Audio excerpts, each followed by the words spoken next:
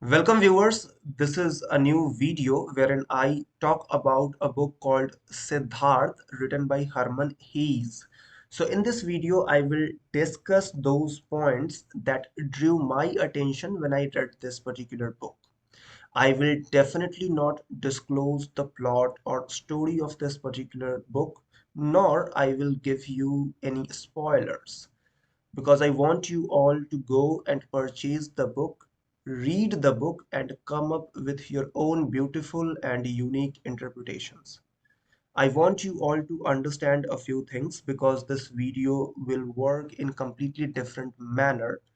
For I will be using slides to explain the points that I have noticed. So in the right hand side corner, you can see me explaining all those points, and in the left side of the screen, you can find the slides that I have prepared. So without any further ado, let's begin this video. Here is the first slide. So in this slide, you can see there are 4 points. So let us talk about these points. So Siddharth is a novel written by Hermann Hesse in German language. Okay, the novel was written in the year 1922. Also keep one thing in mind, that Hermann Hesse has a Nobel Prize. And just to add one more thing to this point, there is an author in India who has received Nobel Prize. Just keep this point in mind, that Rabindranath Tagore also has a Nobel Prize, okay, for literature. Now let's move ahead to second point. Hilda Rosner was the person who translated Siddharth for the first time to English language, and this particular version of translation is quite popular and has so far received maximum popularity. So if you go and purchase this book, chances are there that you will end up buying the version that Hilda Rosner prepared. So this translation took place in 1951.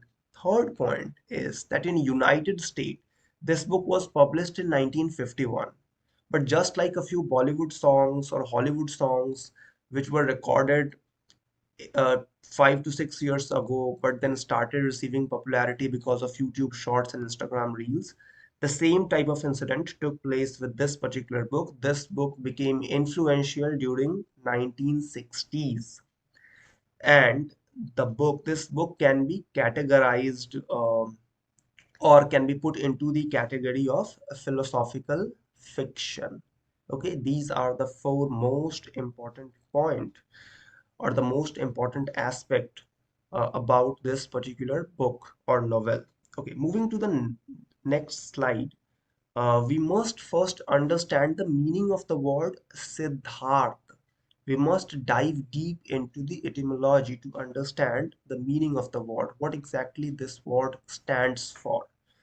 So Siddharth basically is a beautiful combination of 2 Sanskrit words. First is Siddha. Siddh means achieved, and Artha. Arth means what was searched for. So those who know Siddharth Gautam, who became Buddha, they know that Buddha discovered the meaning of life. Okay, so Siddharth means he who has discovered the meaning of life, or where life basically takes a person to. Okay, very important and very beautiful name. Keep this thing in your mind. And now let us understand a few words, because in order to understand this book properly, you need to understand the meaning of these words. So the word that is in front of you is ascetic. Now, ascetic is a person who renounces, quits, forfeits, or relinquishes all physical pleasures to achieve or attain something. Now, this something here is not materialistic thing, of course, because uh, actually, see, when a person quits physical pleasure to attain something, and when we talk about this particular book, we are basically bringing something spiritual to the picture, right? So this person doesn't want a car or a new bungalow or a new mobile phone, and for that he is, you know, leaving or quitting or relinquishing all the physical pleasures. No, he is trying to find the ultimate truth, or he is trying to find nirvana, or he is trying to find mukti or something of that type. And that is why he has left all his physical pleasures. So this particular word is a very strong and powerful word. Okay, one more word which I have not added to this particular slide is courtesan. Okay, courtesan is a very sophisticated word to describe a woman who provides physical pleasure to a man. Okay, uh, I don't think whether this word is parliamentary or not, but a prostitute, but of a higher class, right? So courtesan is a word that can be used to define or to describe a woman who provides pleasure to high class men. Okay, now let us talk about the characters of this particular book. I find six characters quite influential in this book.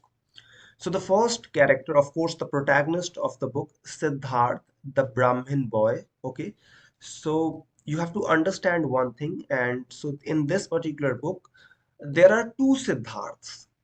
Okay, one Siddharth is this Brahmin boy, which is again a fictional character, a hypothetical, basically a hypothetical character, an imaginary character, Siddhartha, the Brahmin boy. Second Siddharth is, of course, Gautam Buddha, because this story takes place during the time of Gautam Buddha. So Gautam Buddha is roaming from one place to another place. He has received enlightenment. He has become the enlightened one, the glorious one. He is traveling from one place to another place. He is trying to teach people how to, find truth and how to understand the meaning of life. And so this story, this boy grows up during that particular duration of time. So first character is Siddharth, the Brahmin boy. Second character is Gautama, Siddharth Buddha, the actual, the original Buddha. Third is Govinda, the apprentice, the friend, the ally, the shadow of Siddharth. Okay, whatever Siddharth does, he receives the approval, the support, the kind of backing of Govinda. Govind is his friend. Okay. Fourth is Kamala. Kamala is the courtesan, you have to understand, who teaches Siddharth the art of love, right? After a few years, after spending a few years, he goes to Kamala to learn the art of love. So Kamala teaches him the art of love. Fifth is Kamaswamy. Okay, this is a very materialistic person, a very materialistic businessman, living with whom Siddhartha learns the importance of money, learns how to trade, how to run a business. Okay. Sixth, the very interesting and the very, beautifully written character of this book. And if I have to, award him, I will call him the protagonist of the entire story, Vasudeva, the ferryman. And so the ferryman, Vasudeva, is the person who I think is the most learned man in the entire story. Okay, he's the man responsible uh, for providing enlightenment or the information necessary to achieve enlightenment in this book. So that's Vasudev. And now, in the end, last but not the least, let us talk about two excerpts taken out of this book. The first is life is transitory, which means life is divided into phases and it changes its shape, form, appearance, ambience, environment, everything. So we certainly cannot remain in one phase, and we certainly cannot expect or think that this is constant, this is permanent, and this will not change. Every second, with every passing second, life changes itself, and the person attached to that life, the living organism attached to that life, also gets affected by that change. Second is wisdom is not communicable. The wisdom which a wise man tries to communicate always sounds foolish.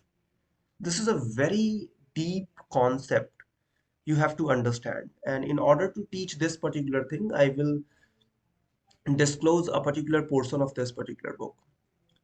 So Siddharth one day comes across Gautam Buddha, and he questions Gautam Buddha about the enlightenment he has received.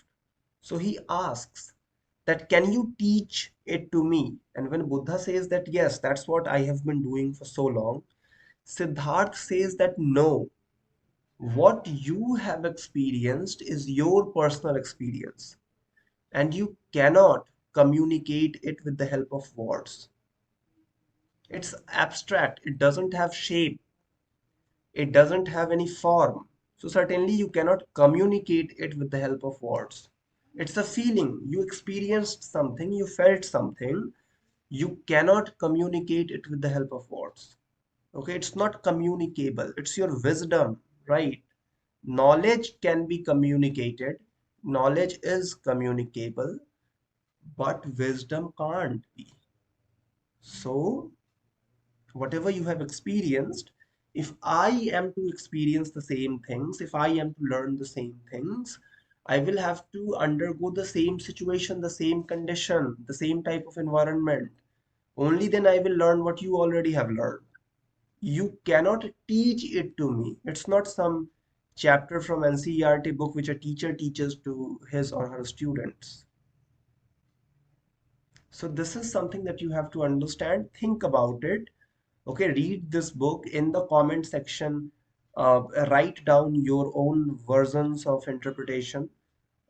Explain the points and explain the interpretations. I will read all the comments and all. So that's it. And also mention the points that I have missed, and try to find the mistakes in this video. Make me aware of the mistakes that I have made. And so that's it. See you in the next video. Thank you very much.